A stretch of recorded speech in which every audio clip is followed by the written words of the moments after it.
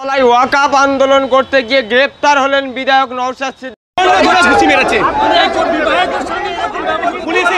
আমি কোনোদিন দেখিনি। ওয়াকআপ আন্দোলন করতে গিয়ে গ্রেপ্তার হলেন বিধায়ক নওশাদ সিদ্দিকী। গ্রেপ্তারের পরপরই অসুস্থ হয়ে পড়লেন ভাঙড় বিধানসভার বিধায়ক তথা আইএসএফ চেয়ারম্যান নওশাদ সিদ্দিকী। পুলিশের যে মারে কার্যত থানায় গিয়ে অসুস্থ হয়ে পড়লেন। এর আগে আমরা দেখেছি বেশ কিছুদিন আগে বিজেপির নবান্ন অভিযান, সেখানে কিন্তু কার্যত পুলিশকে লাথি কিল চড় মারে, তাতে কোনো রকম পুলিশের ভূমিকা দেখা যায়নি। বারবার কেন ওয়াকআপ আন্দোলন করতে গিয়ে মুসলিম সহ সংখ্যালঘু নেতাকর্মীরা গ্রেপ্তার হচ্ছে এবং তাদের উপরে যে পুলিশের নির্যাতন চালানো হচ্ছে তা নিয়ে কিন্তু রাজ্য সরকারের উপরে প্রশ্ন তুলছেন।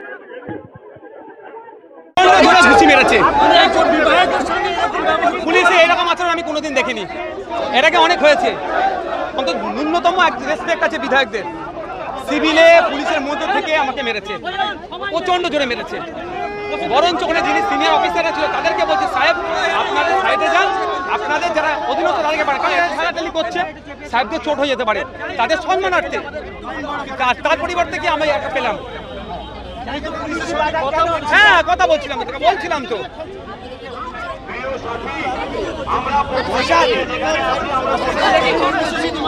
আমাদের 7 দিন থাকবে, আমরা রাস্তা জঙ্গলের পক্ষে নয়। আমি এখন এখানকার যিনি চার্জে আছে সাহেবের সাথে কথা বলবো যে আমাদেরকে সাইডে ব্যবস্থা করে দিন। আমরা এই রাস্তায় জাম করার পক্ষপাতী নয়। 7 দিন চলবে আমাদের ধর্ণা, 7 দিন। ওয়াকআপকে বাঁচানোর জন্য, ফেক এসটি/এসসি সার্টিফিকেট বাতিলের জন্য, এসআইআর এর নামে যে নাগরিক হয়রানি বাতঙ্কের তৈরি হচ্ছে, এটা বন্ধের জন্য।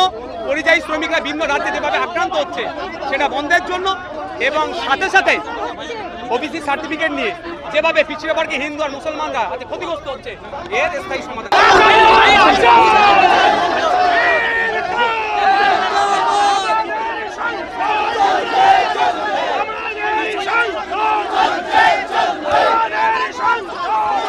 মানুষ বাংলার বিভিন্ন সংগঠন, তহিদি জনতা থেকে শুরু করে বিভিন্ন ইন্ডিয়ান জাস্টিস ফোরাম থেকে শুরু করে আইএসএফ থেকে শুরু করে আজাদ সমাজ পার্টি থেকে শুরু করে সারা বাংলা সংখ্যালঘু যুব ফেডারেশন থেকে শুরু করে বোম ওলামা সংগঠন, বিশ্ব মানব কল্যাণ, বিভিন্ন সংগঠন একসঙ্গে মিলে ঐক্যতা দেখালেন যে আমরা এক আছি। মমতা ব্যানার্জিকে আন্দোলন করতে হলে দিল্লিতে যান, আমরা আন্দোলন এই কলকাতার বুকে এই রাজপথে আমরা এই আন্দোলন রাজপথে করব, এইটা আমরা দিয়ে দিচ্ছি। আর এই আন্দোলনকে দমন করে আমাদের নেতৃত্বদেরকে অ্যারেস্ট করে মমতা ব্যানার্জি প্রমাণ করলেন যে উনি বিজেপিরই একজন কর্মী, বিজেপিরই চাকর বাকর, একদম বিজেপি আরএসএস এর দালাল। পরিষ্কার কথা, যেটা এই বাংলা শান্তপ্রিয়ভাবে এই বাংলা স্বাধীনতার রাস্তা দেখিয়েছিল, এই বাংলার সেই স্বাধীনতার পবিত্র সংবিধানকে কলঙ্কিত করেছে বাংলার পুলিশ, কলঙ্কিত করেছে মমতা ব্যানার্জির সরকার। কারণ আজ ওয়াকআপ কেন্দ্র সরকারের কালাকানুন আইন, তার বিরুদ্ধে যখন শান্তিপ্রিয়ভাবে আন্দোলন হচ্ছে, সেই আন্দোলনকে বাধা কেন দেবে? অলরেডিভাবে তো পুলিশকে নোটিশ করানো হয়েছিল এবং পশ্চিমবঙ্গ সরকারের এগেনস্টে নয়, তো তারপরে কেন করবে? এর বিরুদ্ধে আপনাদের মাধ্যমে গোটা বাংলার সমস্ত জাতি ধর্ম বর্ণ নির্বিশেষে শুভবুদ্ধি সম্পন্ন মানুষের বলতে চাই, সেন্ট্রাল গভর্নমেন্টের এই কালাকানুন আইনের বিরুদ্ধে বাংলার মানুষ হিংসা দমন চায়। ক্যান্সারের থেকে ভয়ঙ্কর রোগ হলো হিংসা, আর সেই হিংসা আরএসএস এর সংঘ পরিবারের সদস্য হিসাবে দিদিমণি এবং তার পুলিশকে দিয়ে ব্যবহার করে এই বাংলার মানুষের ভ্রাতৃত্ববোধ ভাঙার চেষ্টা করছে। বাংলার মানুষ প্রতিনিয়ত বিভিন্ন জায়গায় প্রাণ হারাচ্ছে, তার বিরুদ্ধে এখানে আজকের এই সভাটা ছিল। এই ধর্ণা মঞ্চটা বিভিন্ন সংগঠন, বিভিন্ন দল, বিভিন্ন জন মিলে করা হচ্ছিল, তারপর কেন এদের আটকানো হবে? বড় দুর্ভাগ্যের বিষয়। বাংলার লজ্জা থাকা উচিত, বাংলার গণতন্ত্রের কাছে লজ্জা। আর বলতে পারবে না ঘরের মেয়েকে চাই, আর বলতে পারবে না বাংলার মেয়েকে চাই, আর বলতে পারবে না যে বাংলাকে বাঁচাতে চাই। যারা বাংলার শিক্ষা, স্বাস্থ্য, বাংলার সংস্কৃতি নষ্ট করছে তার নাম তৃণমূল, বাংলায় বোমবাজি করছে তার নাম তৃণমূল, আরএসএস এর দালালি করছে তার নাম তৃণমূল, বিজেপির দালালি করছে তার নাম তৃণমূল। তার এগেইনস্টে বাংলার মানুষকে বলবো ঐক্যবদ্ধভাবে রুখে দাঁড়ান। পুলিশের দেখে কেউ ভয় করবেন না, কারণ এই পুলিশ জনগণের চাকর, জনগণের ট্যাক্সের টাকায় পুলিশের মাইনে চলে। তো সেই জনগণের সঙ্গে প্রতারণা করছে পুলিশ, কারণ মমতা ব্যানার্জি দালালি হিসেবে কাজ করছে। এই কথা দাঁড়িয়ে বলতে চাই, বাংলার সমস্ত মানুষ ঐক্যবদ্ধভাবে আগামী দিনে ঐক্যবদ্ধভাবে রাস্তায় নামতে হবে, নাহলে বাংলার শিক্ষা, বাংলার সংস্কৃতি বাঁচাতে পারবে না, বাংলার মানুষের ঐক্য বাঁচাতে পারবে না। আজকের মাওলানা কামরুজ্জামান সাহেব থেকে শুরু করে নওশাদ সিদ্দিকী থেকে শুরু করে যে সমস্ত সংগঠন, ইমতিয়াজ মোল্লা থেকে শুরু সবাইকে এখানে আসার পর শান্তপ্রিয়ভাবে আন্দোলনের জন্য আটকানো হচ্ছে।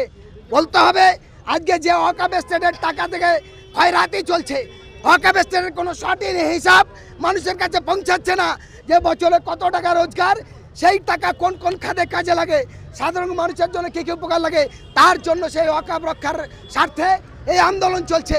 আপনারা জানেন রেল এবং বিমানের পর তৃতীয় প্রপার্টি হলো ওয়াকফ। সেই ওয়াকফের সম্পত্তি তছনছ করছে, কালাকানুন আইন এনেছে, তার বিরুদ্ধে এই আন্দোলন। সেই আন্দোলনকে পুলিশ দিয়ে আন্দোলন ভাগার চেষ্টা হচ্ছে, পুলিশ দিয়ে আমাদের আন্দোলনকারীদের নেতৃত্বদেরকে গ্রেফতার করছে, এটাকে মেনে নেওয়া যায় না। এর বিরুদ্ধে আপনাদের মাধ্যমে বলতে চাই, যে সমস্ত বন্ধুরা আজকে এসেছেন এবং বাংলায় যারা বিভিন্ন সোশ্যাল মিডিয়ার মধ্যে দেখছেন, এই পুলিশ অফিসাররা মুসলমানদের ভোট নেবে, আবার মুসলমানদের কি একই, এরা 1998 সালে এই বিজেপির হাত ধরে টিএমসি দল এসছে।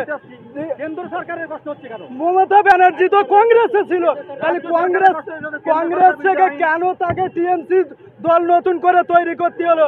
তাকে টিএমসি দল তৈরি করার কোনো দরকার ছিল না।